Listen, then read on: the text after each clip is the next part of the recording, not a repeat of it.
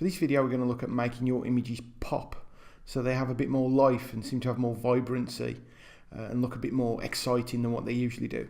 So if we look at this image here, it's kind of flat, it's very grey, it's taken on quite an overcast day, and although we've got some whites here and some dark greys here, there's now kind of real blacks or real whites, and as a result the image tends to look flat. Very quick way of doing this. I'm doing this with Photoshop, and virtually every art package can do the same thing. Is what we're going to do is something called a curves adjustment. So a couple of things to note is we have one layer at the moment, which is our background, which is the actual image, and you'll see why that's important in a second. So to do the curves adjustment, we go to Layer, a new adjustment layer, and Curves.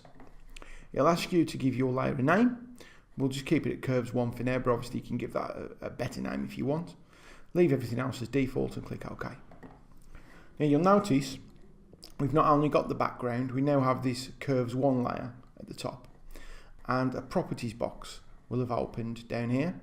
And you'll see that there's this kind of diagonal line and this squiggle.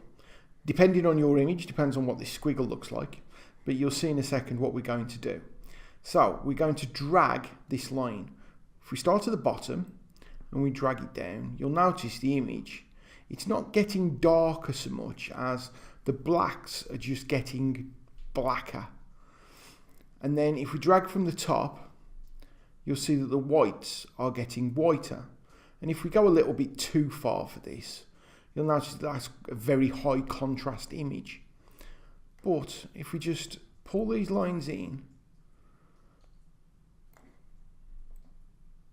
so you'll notice we've now got a nice little smooth curve there. To see the difference, if we click on the little eye icon there, that will make this adjustment layer that we've created invisible.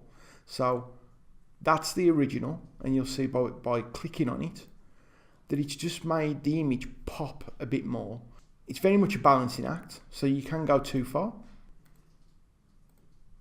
So as you can see, that's too much.